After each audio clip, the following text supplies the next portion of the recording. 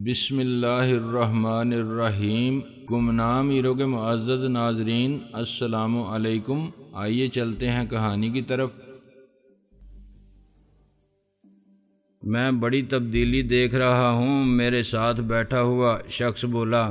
وقت کے ساتھ تبدیلی آتی ہے، سبات ایک تغیر کو ہے زمانے میں۔ وہ مزید حیران ہوا۔ بڑا مشکل شعر پڑھ دیا آج تو۔ میرا مطلب یہ تھا کہ تم اپنی بیوی کا اتنا خیال رکھنے لگے ہو۔ میں معنی خیز انداز میں مسکرایا۔ بہت کچھ کرنا پڑتا ہے، اس نے اچانک کہا۔ ٹائیگر واٹ از دس؟ کدھر جا رہے ہیں ہم؟ ڈرائیور کے ساتھ بیٹھا ہوا شخص پلٹا۔ سوری پرنس، ادھر رات کے وقت سڑک بند کر کے کام شروع ہوا ہے کچھ۔ میں نے سکون کا سانس لیا۔ اللہ نے میری مشکل آسان کر دی تھی۔ میں نے کہا پرنس، ہم راستے میں بات کر لیتے تو اچھا تھا۔ تم نہیں جانتے کہ میرا شیڈول کتنا ٹائٹ ہے۔ یہ معاملہ پہلے ہی بہت ڈیلے ہو گیا تھا۔ تم نے بہت وقت لگا دیا، پہلے ہانگ کانگ میں، پھر سنگاپور میں، اور یہاں جو گڑبڑ پھیلی اس نے مجھے پریشان کر دیا تھا۔ اس میں میرا قصور نہیں تھا، میں نے کہا۔ کون تھا وہ؟ پرنس بولا۔ میں نے کہا میں اس پر دوبارہ کیا بات کروں؟ اخبار میں سب پڑھا ہوگا، سیاست میں سب ہوتا ہے۔ خیر اب تو ختم ہو گیا وہ چکر، پرنس نے کہا، اور گاڑی ایک گیٹ کے سامنے رک کے چند سیکنڈ بعد اندر داخل ہو گئی۔ وہ پرانی کوٹھی ماڈل ٹاؤن کے علاقے میں تھی، جس کے سامنے والا حصہ توڑ کے اسے جدید شکل دی جا رہی تھی۔ لان کے آگے اینٹوں کا ڈھیر تھا اور 2 منزلوں کی بلندی تک رومن طرز کے ستونوں پر محراب بنانے کے لیے شٹرنگ لگا دی گئی تھی۔ دائیں اور بائیں جانب کی کھڑکیوں کو بھی نکال دیا گیا تھا اور اس کی وجہ سے سامنے کا حصہ تاریک نظر آتا تھا۔ میں نے ظاہری بے نیازی سے کہا، کب تک چلے گا یہ کام آخر؟ وہ چونک کے پلٹا۔ تم نے یہ جگہ پہلے کب دیکھی؟ میں مسکرایا۔ دیکھی تو نہیں، ایسے ہی پوچھا تھا۔ آج کل بڑا شوق ہو گیا ہے لوگوں کو پرانی چیز کو نیا بنانے کا۔ وہ مجھے اوپر کی منزل پر لے گیا۔ لاؤنج میں روشنی تھی اور زینے پر بھی پرانا قالین تھا جو تعمیراتی کام کی وجہ سے مٹی دھول میں میلا نظر آ رہا تھا۔ ہم ایک ڈرائنگ روم میں بیٹھ گئے۔ کیا پیو گے تم؟ وہ بولا۔ ابھی کھانا ہی نہیں کھایا ہے۔ اوہ، میں کرتا ہوں کچھ، بازار سے ہی لانا پڑے گا۔ اس نے ایک فون اٹھایا۔ ٹائیگر دیکھو، گاڑی لے کر لکشمی تک چلے جاؤ، بروسٹ لے آؤ اور جو ملے روگنی نان۔ ہاں، مسٹر شاہ عالم کے لیے۔ مجھے اس خیال سے وحشت ہو رہی تھی کہ آخر میں کب تک افشائے راز سے بچنے کے لیے اس کھیل کو جاری رکھ سکوں گا۔ مجھے کچھ پتہ ہی نہیں کہ پرنس اور شاہ عالم مل کے کیا کرتے تھے۔ منشیات کی اسمگلنگ، ہیرے جواہرات، یا ہانگ کانگ اور سنگاپور سے عام الیکٹرانک کی تجارت، کرنسی کا کاروبار، یا شیئرز کی خرید و فروخت۔ میں اس سے کیسے پوچھ سکتا ہوں کہ پرنس میں ہانگ کانگ کیوں گیا تھا، وہاں کس سے ملا تھا، اور تمہارے ساتھ میری کس قسم کی ڈیل ہے؟ کوٹھی میں کچھ پراسرار سی خاموشی تھی۔ ایسا لگتا تھا کہ ابھی یہاں کوئی بھی رہائش پذیر نہیں۔ شاید رینوویشن کے کام کی وجہ سے یہاں رہنے والے شفٹ کر گئے ہیں۔ یہ بھی ہو سکتا تھا کہ پرنس نے کوٹھی خریدی ہو اور مکمل طور پر نیا بنانے اور اس کی آرائش کا کام ختم ہونے کے بعد وہ یہاں رہنے کے لیے آئے۔ گیٹ پر مجھے ایک چوکیدار نظر آیا تھا۔ وہ مسلح تھا۔ اس کے علاوہ کوٹھی میں کسی کے موجود ہونے کا پتہ ہی نہیں چلتا تھا۔ مجھے اپنے ساتھ لانے والوں میں ٹائیگر گاڑی لے کر جا چکا تھا۔ ڈرائیور اس کے ساتھ گیا تھا یا نہیں یہ معلوم ہونا مشکل تھا۔ پرنس میری طرف سے بے فکر تھا۔ اس کے ذہن میں یہ خیال نہیں آ سکتا تھا کہ اس کا بزنس پارٹنر کسی طرح بھی اس کے لیے خطرہ بن سکتا ہے۔ مجھے وہ زبردستی لایا تھا، مگر معمولی سی تلخی اور پھر معذرت کے بعد وہ بات ختم ہو چکی تھی۔ اب وہ اندر چلا گیا تھا تو مجھے سوچنے سمجھنے کی تھوڑی سی مہلت مل گئی تھی۔ اچانک باہر سے میں نے گاڑی کے آنے کی آواز سنی۔ یہ میری گاڑی تھی۔ لینڈ کروزر کے انجن کی آواز رات کی خاموشی میں پہچانی جا سکتی تھی۔ غالباً بابر علی اب پہنچا تھا اور گاڑی اندر لے کر آیا تھا تاکہ میں اسی میں واپس جا سکوں۔ یہ بھی اچھی بات تھی۔ پرنس کے علاوہ اب 2 افراد میری راہ میں حائل ہو سکتے تھے۔ گیٹ پر کلاشنکوف اٹھا کے کھڑا رہنے والا گارڈ بابر علی پرنس ہاتھ صاف کرتا ہوا ایک کرسٹل گلاس کے ساتھ اندر آیا۔ اس میں سرخ رنگ کا کوئی مشروب تھا جو شربت روح افزا نہیں ہو سکتا تھا۔ میرے سامنے بیٹھ کے اس نے کہا، اب بتاؤ تمہارا دورہ کیسا رہا؟ میں نے کہا، اچھا رہا۔ کیا میری گاڑی آ گئی ہے؟ وہ مسکرایا، ہاں، مگر واپسی میں تمہیں خود ڈرائیونگ کرنی پڑے گی۔ میں نے کہا، واپسی میں وہ باسٹرڈ ساتھ جاتا تو میں اسے چھوڑتا۔ اس نے کہا، تم جیسے شخص سے مجھے یہ امید نہیں تھی۔ کیا امید نہیں تھی؟ میں نے اپنی جیبوں کو ٹٹولا جیسے میں کچھ بھول گیا ہوں۔ تم سیکیورٹی کے معاملے میں بہت محتاط رہتے ہو۔ ایک نئے ڈرائیور کو دیکھو گے تو شاید اس کے ساتھ نہ جاؤ۔ اس نے گلاس سے ایک گھونٹ لیا۔ میں نے کہا، آج تو میں پریشانی میں سب بھول گیا۔ ریوالور ساتھ نہیں لیا اور اب سگریٹ بھی نہیں ہے۔ تم سگریٹ بھی پینے لگے ہو کب سے؟ میں نے کہا، فرض کرو ابھی سے کوئی اعتراض ہے تمہیں؟ وہ ہنسا، ٹائگر رکھتا ہے اس وقت کہتے۔ میں نے کہا، اور کوئی نہیں پیتا؟ بابر علی یا تمہارا گارڈ؟ پوچھتا ہوں گارڈ سے، اس کا برانڈ چلے گا؟ وہ گلاس کو آدھا خالی کر کے اٹھا، کوئی فضول سی سگریٹ ہوگی، گزارا کرنا ہے ابھی۔ میں نے کہا، بس ایک سگریٹ لے لو، اور ہاں، میری گاڑی کی چابی میں لاتا ہوں، وہ بولا اور باہر نکل گیا۔ اب مجھے معلوم تھا کہ میرے پاس چند منٹ ہیں۔ میں نے دروازے کو اندر سے بند کیا اور اس کے ساتھ ہی دیوار سے لگ کے کھڑا ہو گیا۔ اپنی سانس روکے میں پرنس کی واپسی کا انتظار کرتا رہا۔ مزید وقت ضائع کرنے سے کچھ حاصل ہونے والا نہیں تھا۔ ابھی تک میں نے گول مول جواب دے کر پرنس کو شک نہیں ہونے دیا تھا، مگر قطعی بات کو ایسے ٹالا نہیں جا سکتا تھا۔ مجھے قدموں کی آہٹ سنائی دی، پھر کسی نے دروازے کو دھکیلا اور اندر آ گیا۔ یہ پرنس نہیں، خود گارڈ تھا، جو ایک ہاتھ میں کلاشنکوف لٹکائے اور دوسرے میں سگریٹ کا پیکٹ لیے حیرانی سے خالی کمرے کو دیکھ رہا تھا۔ پرنس اس کے پیچھے ہوتا تو اتنی دیر میں ضرور اندر آ جاتا۔ گارڈ نے مڑنے کا ارادہ کیا ہی تھا کہ میں نے تیزی سے آگے بڑھ کر اس کی گدی پر کان کے قریب کھڑی ہتھیلی کا وار کیا۔ اس وقت تک وہ پلٹ چکا تھا۔ اس کی آنکھوں میں حیرانی سے زیادہ دہشت کا عکس نمودار ہوا۔ پھر وہ آواز نکالے بغیر کٹے ہوئے درخت کی طرح گر گیا۔ ایک سیکنڈ ضائع کیے بغیر میں نے اس کی کلاشن کو قبضے میں کی اور اسے دروازے سے دور کھینچ لیا۔ اس وقت میں نے زینے پر چڑھتے قدموں کی آواز سنی۔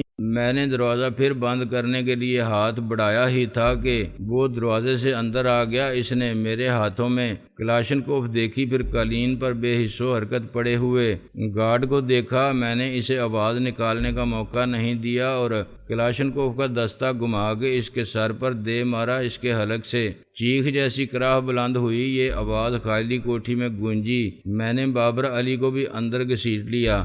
اب مجھے پرنس کا انتظار تھا۔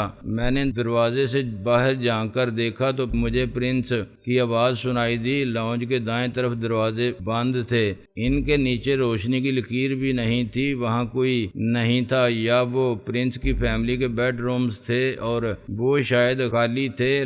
لمبائی کے رخ پر سامنے والے حصے میں ایک دروازہ تھوڑا سا کھلا ہوا تھا اور اس کمرے میں روشنی تھی۔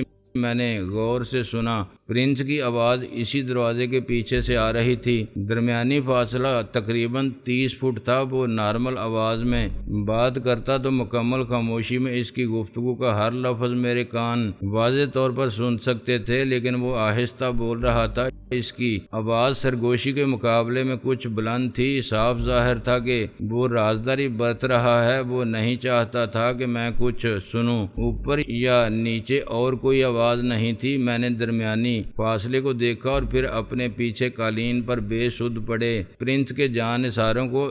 ان میں سے ایک بابر تھا تو دوسرا رکھوالی کرنے والا کتا تھا۔ ابھی ان کے ہوش میں آنے کا امکان نہیں تھا اور غالباً پرنس اب اکیلا رہ گیا تھا۔ میں کلاشنکوف کے ساتھ ہی باہر آیا۔ لاؤنج میں ایک کھانے کی میز لگی ہوئی تھی، اس کے گرد 12 کرسیاں تھیں اور ایک فانوس اس کے اوپر عین وسط میں روشنی پھیلا رہا تھا۔ دوسرا فانوس مساوی فاصلے پر 10 فٹ دور تھا۔ وہاں 3 طرف صوفے لگے ہوئے تھے۔ چوتھی سمت میں کھلے دروازے کے ساتھ شیشے کی خوبصورت ٹرالی پر 29 انچ کا بڑا ٹی وی اس وقت بند تھا۔ ٹرالی کے نچلے حصے میں ڈش ریسیور اور وی سی آر نظر آ رہے تھے۔ کھانے کی میز تک پہنچ کے میں نے کلاشنکوف صوفوں کے پیچھے رکھ دی اور خود بھی بیٹھ کے چاروں ہاتھ پیروں پر جانوروں کی سی پھرتی اور مستعدی کے ساتھ آگے بڑھا۔ قالین پر میرے چلنے سے معمولی سی آہٹ بھی نہیں پیدا ہوئی۔ دروازے کے بالکل نزدیک پہنچ کے 10 فٹ کی دوری سے میں نے اپنے کان آواز پر لگائے۔ معلوم نہیں اچانک اسے کس سے اتنی لمبی بات کرنے کی ضرورت پڑ گئی تھی۔ شاید وہ کسی کو بتانا چاہتا تھا کہ بالآخر میں مل گیا ہوں اور اس نے مجھے مذاکرات کے لیے ایک محفوظ مقام پر بلوا لیا ہے۔ اس اطلاع کے بعد کوئی بحث چھڑ گئی تھی۔ وہ کہہ رہا تھا، او میرے یار، پھر وہی بات، ہاں یہ بھی ضروری ہے مگر پہلے مجھے بات کرنے دو۔ کیوں؟ ہاں تمہاری اہمیت اپنی جگہ، میں بتا دوں گا صبح۔ نہیں یار، ابھی تو مشکل ہے، ڈرائیور ہے لیکن وہ تمہیں لینے آئے گا اور تمہارے آنے تک 1 گھنٹے خاموش بیٹھا رہوں گا۔ عثمان صاحب، اب ایسا بھی نہیں کہ بات کرنا صرف آپ کو آتا ہے۔ خادم نے کوریا جا کے سامسنگ والوں کو قائل کیا تھا، دلائل سے، رشوت سے نہیں۔ میرے ساتھ جانے والی سرکاری ارکان کو صرف سیر سپاٹے کرنے گئے تھے۔ تم بات کو سمجھنے کی کوشش ہی نہیں کر رہے ہو۔ ہنڈائے اور ڈائب والے اگر تمہیں لائسنس دینے پر راضی ہیں تو اس کا یہ مطلب نہیں کہ میں اور تم ایک دوسرے کے حریف ہو جائیں گے۔ سامسنگ کے ساتھ میں بھی گولڈ سٹار کو رکھنا چاہتا ہوں مگر یہ تو ہمارا آپس کا معاملہ ہے، بعد میں طے ہو سکتا ہے۔ اس وقت یار عثمان، یہ تمہارے دل کا چور ہے۔ نہیں، اس وقت نہ میں تم کو ایڈریس سمجھا سکتا ہوں، نہیں فون نمبر بھی نہیں ہے۔ نہیں، جھوٹ بولنے کی کیا ضرورت ہے مجھے؟ 2 فون ہوتے یہاں تو ہم ایک ساتھ گفتگو کر سکتے تھے مگر صرف موبائل فون ہے میرے پاس۔ اچھا یار، تم غصے میں ہو اس وقت، جتنی زیادہ بات کریں گے اتنی لمبی ہوتی جائے گی اور تلخی بڑھے گی۔ اور کیا کروں میں عثمان صاحب؟ 15 منٹ ہو گئے، میرا نہیں تمہارا دماغ خراب ہو رہا ہے۔ اس وقت نہیں، دھمکی مت دو، مجھے لگتا ہے کہ تم پر نشہ غالب ہے۔ بس اب صبح بات کریں گے، گڈ نائٹ۔ نہیں، میں وہاں نہیں آ سکتا، کیولری گراؤنڈ بہت دور ہے یہاں سے اور وہ ساری رات یہاں نہیں رکے گا۔ اس نے بات کی تھی اپنی بیوی سے، نہیں نام تو نہیں لیا میرا مگر اتنی دیر میں اس نے بتا دیا ہو تو میں نہیں کہہ سکتا۔ پاگل ہو گئے ہو تم؟ میں اس کے ساتھ ایسا سلوک کر سکتا ہوں؟ فون کیسے چھین لیتا؟ ہاں، اسلحہ نہیں ہے اس کے پاس، اتفاق ہے، ہوتا تب بھی میں لے نہیں سکتا تھا۔ وہ مہمان ہے، قیدی نہیں ہے، اس کے ساتھ وہ سلوک نہیں کیا جا سکتا جو حوالات پہنچنے پر مجرم کے ساتھ ہوتا ہے۔ بے وقوف آدمی، یہ آخری بار نہیں ہے، آئندہ کی سوچو، کل ہمیں اس کی زیادہ ضرورت ہوگی۔ اوہو، اپوزیشن بھی کیا کم ہوتی ہے حکومت سے؟ سیاسی اثر و رسوخ کے بغیر ہم کیا کر سکتے ہیں؟ یہاں تو باری کا کھیل ہے، حکومت بھی۔ اس کی باتیں میرے لیے ٹانک سے کم نہیں تھیں۔ مجھے یقین آ گیا تھا کہ پرنس کہلانے والا یہ شخص شاہ عالم کا ایک کاروباری ساتھی تھا، دوسرا کوئی عثمان نام کا شخص تھا اور بظاہر وہ الیکٹرانکس کی صنعت میں سرمایہ کاری کے مشترکہ منصوبے رکھتے تھے مگر ایک دوسرے کے اعتماد سے محروم تھے۔ پرنس نے خود کو خادم کہا تھا، یہ اس کا نام بھی ہو سکتا تھا، اور محض انکسار امیز طنزیہ انداز بیان بھی شاہ عالم یقیناً اپنے سیاسی اثر و رسوخ سے ان کے وہ کام کراتا تھا جو صرف سفارش سے ہو سکتے تھے۔ رشوت سے ہر شخص کا کوئی بھی کام ہو سکتا ہے، ایک فائل دبانے کا یا ایک FIR دبانے کا، کسی ایماندار اور فرد شناس افسر کو دبانے کا ہو یا بلیک میلنگ کرنے والی داشتہ کو زمین میں دبانے کا جیسا کام۔ ویسے دام مگر بہت سے کام دوہری طاقت استعمال کیے بغیر نہیں ہوتے، جیسے کوئٹہ جانے والی گاڑی کو ایک انجن نہیں کھینچ سکتا تو دوسرا پیچھے سے دھکیلتا ہے۔ دروغ بر گردن راوی، ایک منتخب وزیر اعظم نے اپنے کسی خاص بندے کو بطور خاص کسٹم میں ایک خاص اسامی پر تقرری کے لیے وزیر خاص کے پاس بھیجا، جو عوام کے ووٹ لے کر بڑی شان سے پھر اسمبلی میں رونق افروز ہو گیا تھا۔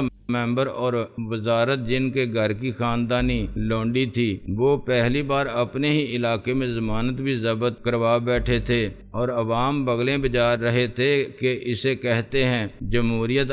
اب پتہ چلے گا عوام کی طاقت کا جب عوامی نمائندوں کی منتخب حکومت میں عام لوگ بالآخر سکھ کا سانس لیں گے۔ خاص بندہ جب خاص نوکری کے لیے وزیر خاص کے پاس پہنچا اور اسے وزیر اعظم کے دستے خاص سے لکھے ہوئے احکامات پیش کیے تو وزیر خاص نے کہا کہ چشم روشن دل ماشاد، سرکاری حکم ہے تو ہم پر تعمیل فرض ہے، کل 4 لاکھ لے آؤ اور پرسوں ڈیوٹی پر پہنچ جاؤ۔ خاص بندہ بڑا جوزبز ہوا کہ مجھ سے رشوت مانگتا ہے۔ وزیر اعظم کے واضح احکامات کے باوجود وہ صدر مملکت کی خدمت میں حاضر ہوا اور یہ ظلم کی داستان بے چشم نم دردناک الفاظ اور غمناک لہجے میں بیان کی۔ صدر محترم نے تبسم فرمایا اور کہا، نادان، یہ خاص اسامی ہے لیکن تو عام آدمی نہیں، وزیر اعظم کا خاص بندہ ہے۔ اس لیے وزیر خاص نے فوراً تقرری کے احکامات جاری کر دیے، مگر 4 لاکھ تو اس کا حق بنتے ہیں۔ اس نے منتخب ہو کے اسمبلی تک پہنچنے اور وزیر خاص بننے کے لیے 2 کروڑ سے زیادہ خرچ کیے تھے۔ 2 کروڑ لگانے والا 2 کروڑ کمائے گا بھی ضرور۔ سادے کاغذوں کی تحریر پر خاص عہدے تقسیم کرے گا تو یہ سب کیسے ہوگا؟ اور تم جو بڑے مظلوم بن کے آئے ہو، تم اس خاص اسامی کے لیے اتنی تگ و دو کیوں کر رہے ہو؟ ملک اور قوم کی خدمت کے لیے ہم کافی ہیں۔ خدمت خلق کرنی ہے تو ستار عیدی سے رجوع کرو۔ اسلام کی خدمت مقصود ہے تو خالص اسلامی نام کی کسی جماعت میں یا سپاہ میں شامل ہو جاؤ، اور نوکری ہی کرنی ہے تو پھر اطلاعات، مذہبی امور یا سیاحت جیسے محکموں میں کیا خرابی ہے؟ خاص بندہ شرمندہ تو خیر نہیں ہوا مگر لاجواب ہوا۔ اس خاص اسامی میں 4 لاکھ تو گویا ہاتھ کا میل تھے، پورے بدن کے میل کا۔ سوچ کے اس نے ایک اسمگلر سے 4 لاکھ روپے لیے، اس وعدے پر کہ موقع ملتے ہی وہ اس کو کسٹم ڈیوٹی میں 8 لاکھ کمانے کا موقع فراہم کرے گا۔ لیکن جب وہ خاص بندہ اس خاص اسامی پر تقرری کے لیے شہر خاص اسلام آباد کے قلعے اسلامی جمہوریہ پاکستان کے اسلام آباد میں وزیر خاص کے پاس پہنچا تو اسے اندازہ ہوا کہ دیر آئد درست آئد والا محاورہ بھی غلط ہو چکا۔ کوئی فوراً 5 لاکھ دے کے اس اسامی کو خرید چکا تھا۔ یہ واقعہ یاد کر کے اور خادم کی گفتگو سن کے میرا حوصلہ اتنا بڑھ گیا کہ میں لوٹ کے اسی کمرے میں آ گیا جہاں 2 افراد محو استراحت تھے۔ ان کو میں نے فوراً صوفے کے پیچھے ڈال دیا اور پھر ایسے بیٹھ گیا جیسے کچھ ہوا ہی نہیں۔ چند منٹ بعد خادم آیا تو میں نے ایک فیشن میگزین کے صفحات میں رنگین تصاویر پر غور کر رہا تھا۔ معاف کرنا مسٹر شاہ، ایک ارجنٹ کال آ گئی۔ تم سگریٹ لینے گئے تھے؟ میں نے رسالہ رکھ دیا۔ اوہ، سگریٹ لایا نہیں، میں لاتا ہوں، وہ پلٹا۔ اب چھوڑو، میں نے گھڑی دیکھ کے کہا، میں یہاں ساری رات نہیں بیٹھ سکتا، مجھے اور بھی ضروری کام ہیں۔ میرے لیے یہ کام ضروری تھا، مجھے ایسا محسوس ہونے لگا تھا کہ تم بات کرنا نہیں چاہتے۔ وہ بیٹھ گیا۔ عثمان صاحب کا خیال ہے کچھ ایسا ہی تھا، فرما رہے تھے کہ اوائڈ کر رہا ہوں، یہ کیسی بیوقوفی کی بات ہے، میں مصروف تھا۔ پرنس نے کہا، تم لاپتہ تھے، فون پر بھی بات نہیں کی تھی تم نے؟ میں نے برہمی سے کہا، تم اچھی طرح جانتے ہو کہ میں کس قسم کے حالات سے دوچار تھا، میں سامنے نہیں آ سکتا تھا، مگر تم ہمارے پاس آ سکتے تھے، ہم تمہاری مدد کر سکتے تھے، ایسا کوئی بڑا مسئلہ نہیں تھا، تم نے بلا وجہ اتنا مشکل بنا لیا، تمہاری شناخت کی گواہی دینے والے ہم بھی تھے، وہ میرے معاملات تھے جن سے تمہارا کوئی تعلق نہیں تھا، رسک بھی سب میرے تھے، تم یہ کیوں سمجھتے ہو کہ میں بیوقوف ہوں؟ اوکے اوکے مسٹر شاہ، چلانے کی ضرورت نہیں۔ میں نے کہا، بہتر ہے کہ ہم آج کی گفتگو میں عثمان کو بھی شامل کریں، ورنہ اس کے سامنے مجھے الگ وضاحت کرنی پڑے گی۔ اسے میں بتا دوں گا۔ تم کیوں بتاؤ گے؟ کیا میں نے تمہیں اپنی ترجمانی کا اختیار دے رکھا ہے؟ کیا مجھ میں یہ صلاحیت نہیں ہے کہ میں اپنی بات خود کر سکوں اور تم اس کام کے ماہر ہو؟ وہ مصروف ہے، اس وقت نہیں آ سکتا، خادم چلا کے بولا۔ میں کھڑا ہو گیا، میں زیادہ مصروف ہوں، اتنا وقت نہیں ہے میرے پاس۔ کہ پہلے ایک بیوقوف کو قائل کروں، دماغ سوزی کروں، پھر دوسرے کو سمجھاؤں۔ وہ حیرت اور غصے میں گلاس کی ساری شراب چڑھا گیا۔ کیا واقعی تم ایسا سمجھتے ہو اپنی مرضی سے جا سکتے ہو؟ میں نے کہا، کیا میں تمہاری قید میں ہوں؟ بدمعاشی کے زور پر مجھے یہاں بلا لیا؟ میں صرف اس لیے آ گیا کہ میں بات کو بڑھانا نہیں چاہتا تھا، بلکہ یہ بھی واضح کرنا چاہتا تھا تم پر کہ اب بات کو ختم سمجھو ہمیشہ کے لیے۔ تمہیں معلوم ہے تم کیا کہہ رہے ہو؟ نشے میں تم ہو سکتے ہو، میں نے تو یہاں پانی تک نہیں پیا۔ میری بات سمجھ میں نہیں آئی تو پھر سن لو، میں آئندہ تم سے کسی قسم کا کوئی کاروباری معاملہ نہیں رکھنا چاہتا۔ اچھا؟ وہ طنزیہ انداز میں مسکرانے لگا۔ اس حرکت کے بعد جو تم نے آج کی، یہ ناممکن ہے کہ میں تم سے تعلق رکھوں۔ آخر کیا سمجھ کے مجھے اغوا کرا لیا تھا تم نے؟ میں کوئی ایرا غیرا ہوں اور تم بہت بڑے بدماش ہو۔